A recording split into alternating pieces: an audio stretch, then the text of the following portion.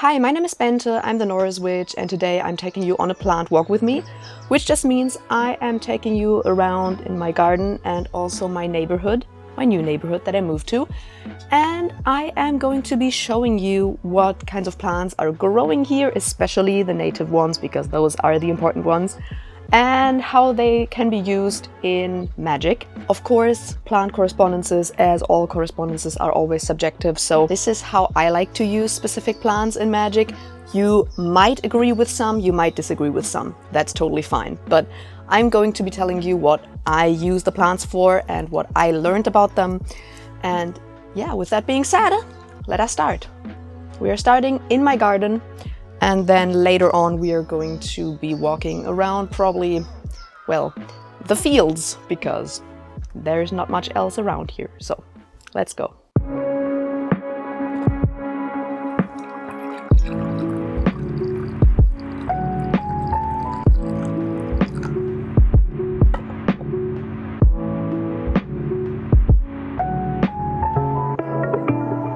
Okay, let's just start right here because we already have a lot of plants growing here. These little beautiful flowers are clover. You can see down here, or at least I hope you can see. This is clover.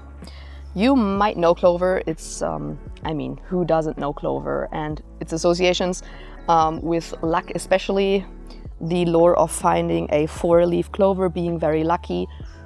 Clover I personally just use for opening roads, luck, success, anything like that, but also kinds of fertility, prosperity, things like that, because as you can see, it grows very, very, very abundantly around here, so that is one thing that I definitely use that for. Then next up we have plantain down here.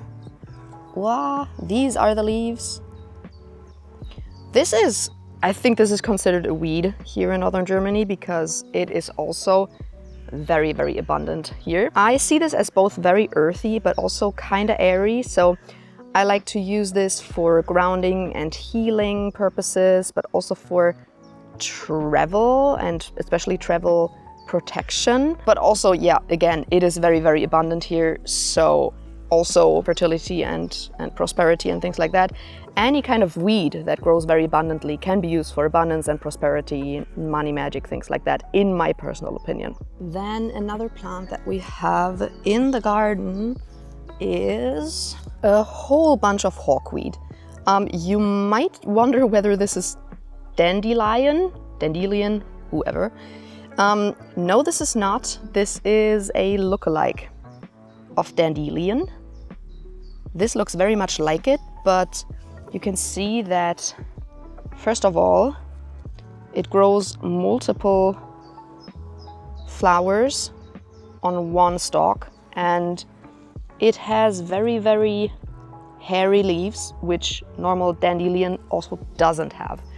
So this is hawkweed, this is not dandelion. We also have dandelion, but it's currently not blooming. I have to show you later just the leaves. But yeah, with that being said, it does look and behave a lot like dandelion, so that is why I personally use it the same way as dandelion, but also because it is a lookalike, I like to also use it for hiding the truth, for example, for hiding and concealing things, because it is a lookalike. And also if you would like to blend in somewhere, this is also great. But apart from that, maybe I should mention dandelion then now too.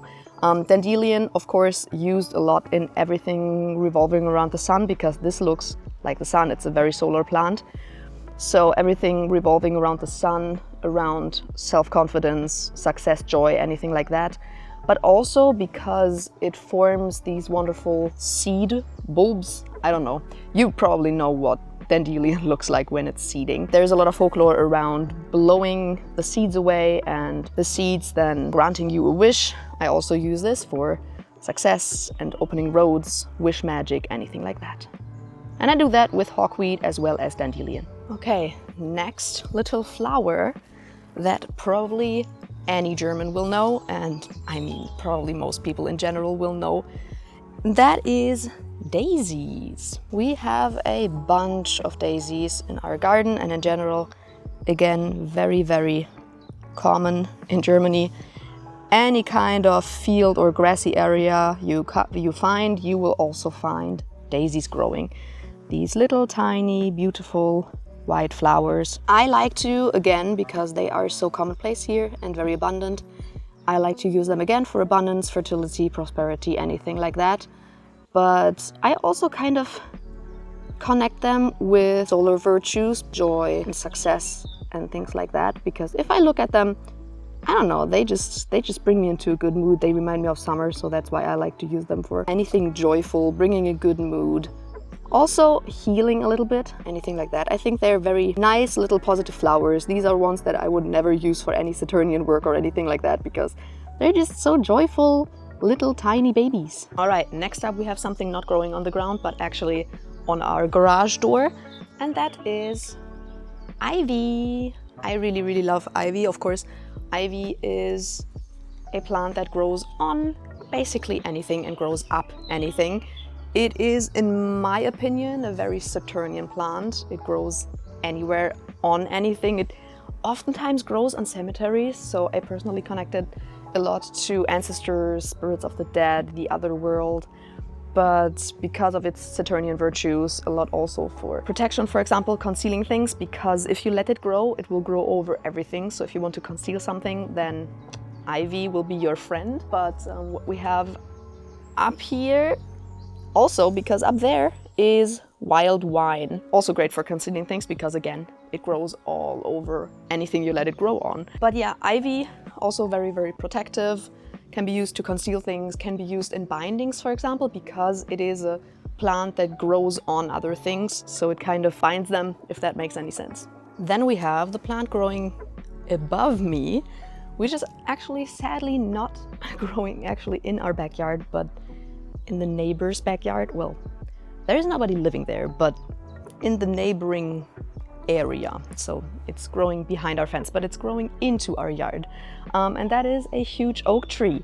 Oak trees are of course very important for both Norse pagans as well as Germanic pagans. Very connected to Thor because of its association with thunder and lightning and being thought to protect you against lightning. So it's very connected to Thor. A very sacred tree for a lot of people. And with the association with Thor also comes all of the associations that Thor has. So strength and virility and passion and action, and also kind of like fighting, warriordom, anything like that. So it's a very martial plant in my opinion.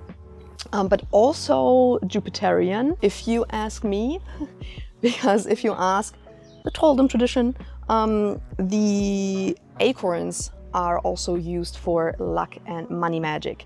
So it's not only martial, it's also Jupiterian, but of course it's also used a lot for protection and hexing and cursing. If you want to actually harm someone, if you want to lean into that martial aspect, you can do that with oak trees. Next we have something that you will probably all know as well, which is nettle. Stinging nettle, very popular amongst practitioners.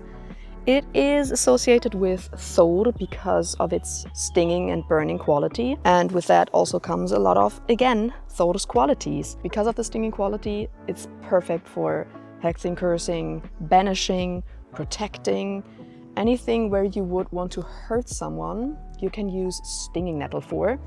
And it's very fiery also because of that association with Thor and its stinging and burning quality. So if you want to induce passion or something, then I would also suggest stinging nettle. Also makes a very great tea. Next up, I cannot forget about bramble, one of my personal favorites.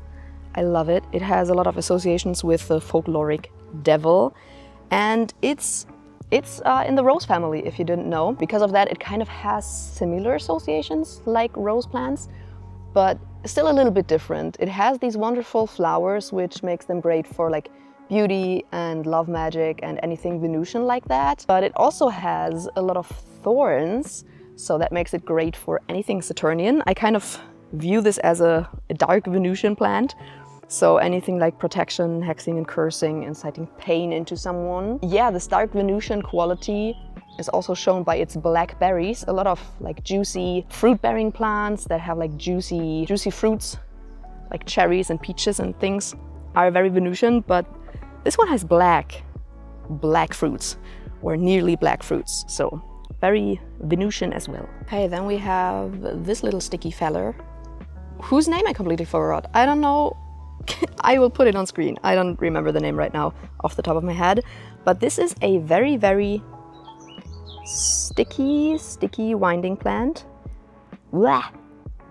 It sticks to anything. If you had ever had it on your clothes, then you know how well it sticks. If you want anything to stick to you, this is a great plant to use.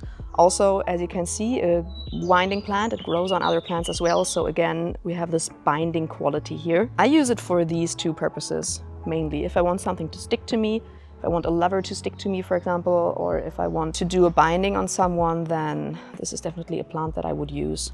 We have it also a lot here in northern Germany. My garden is full of it. Now again, I have something bigger for you, which is right behind me here. Let me show you. It is a humongous willow plant. It is big. We have a lot of willows here because willows really, really like wet spaces.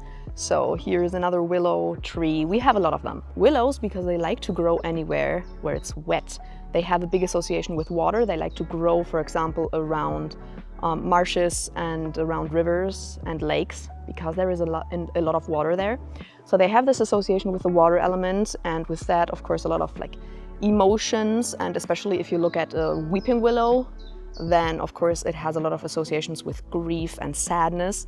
I really like to use willows whenever I want to get rid of some grief, I want to process something like it. But also sometimes if I would do something like deepening some emotions, then maybe I would like to work with willow as well. Next up is another tree, which is growing in our backyard, and that is an apple tree.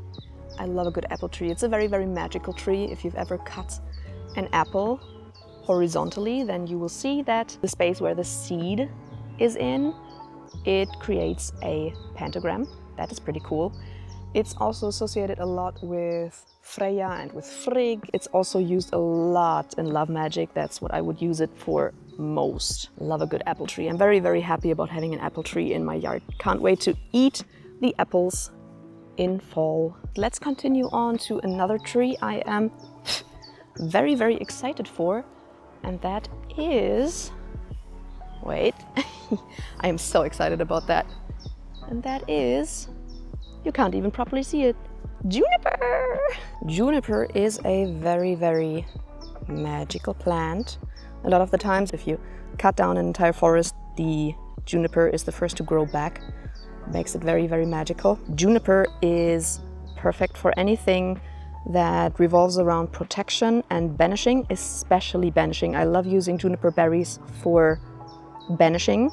You have seen it probably in my recent vlog that I used juniper berries in a tea for banishing, but you can also, for example, make very, very nice smelling smoke cleansing sticks out of juniper.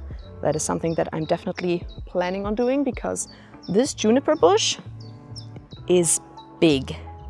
We have a lot of juniper here. I am extremely excited about it because it's one of my most favorite plant allies. So this is amazing. But yeah, very, very protective, very, very banishing. Some people associate it with Yggdrasil. For me, that would more so be either the ash or the yew. So I don't necessarily associate it with that. This next one is sadly not flowering anymore. It was just flowering until last week, but now it's not anymore. This is dog rose. This is our native rose species, and I'm excited about having some of it in my backyard, because I've never really done a lot of work with roses, because I didn't really connect with like the typical roses you get in a flower shop. But this is our wild rose. This is great, but this has the same associations as other kinds of roses have. So a lot of love and beauty magic. If you want to attract a lover, for example, rose is great because it smells nice. But this is also protective and banishing because it has also the thorns. So as I already said, bramble is a rose family plant. So they are similar, but the rose has rose hips and not like black, lovely black fruits. So this is a little bit less dark than the bramble is. So the association with love and fertility and healing and anything like that, and beauty is more prevalent on rose. Something a lot of people sadly ignore is this little fella here, which is ground ivy.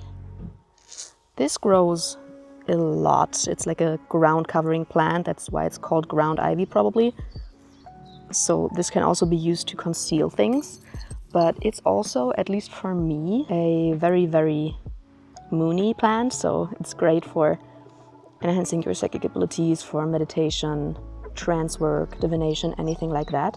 It's also said that if you make a crown of ground ivy and put it on your head, you will be able to see who the witches are. So you will be able to see your enemies. So if you want to also reveal the truth about someone, then ground ivy can also be used.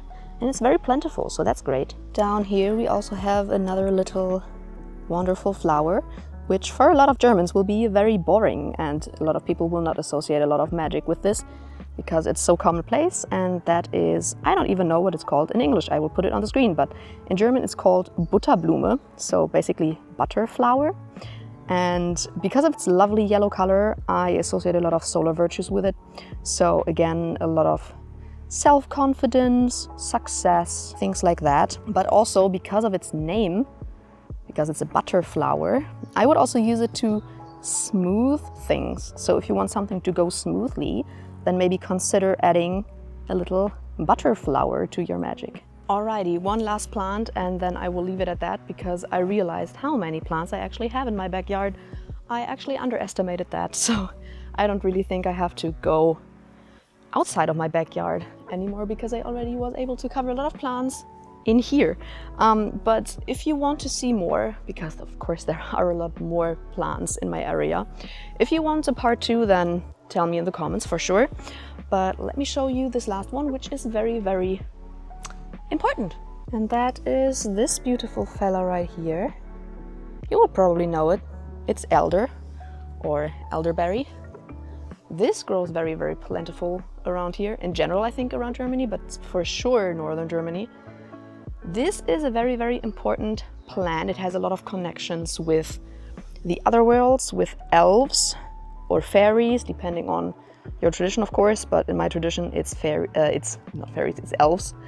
They're currently, well, at the last of their bloom. A lot of them already have berries. But yeah, these are very, very connected with witches, with fairies, with elves, with anything otherworldly, basically. A lot of lore also says that you are not allowed to cut down an elder tree, because this will bring you a lot of bad luck. What I personally use elder for a lot is for communication with spirits.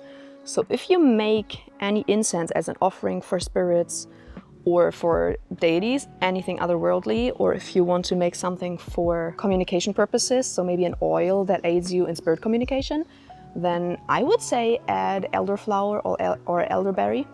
For me, that works very, very well. And yeah, with the elder being covered, those are all the plants that I wanted to show you for now. Again, if you want to see more plants that grow in my area and hear me yap about how I use them in my practice, then make sure to tell me in the comments, and then I will venture outside of my backyard for you. I hope you enjoyed this video. If you did, make sure to subscribe and give a thumbs up and ring the bell down below so that you're notified whenever I upload a new video. If you want to keep more up to date with my personal life and my personal practice, then make sure to check out my Instagram. I am now posting much more on there. I'm excited about that. I am having a lot of fun with reels again. That's nice. And I'm posting a lot of weekly and monthly dumps and just my personal life, basically. So if you're interested in that, check that out. And I will see you in another video. Bye!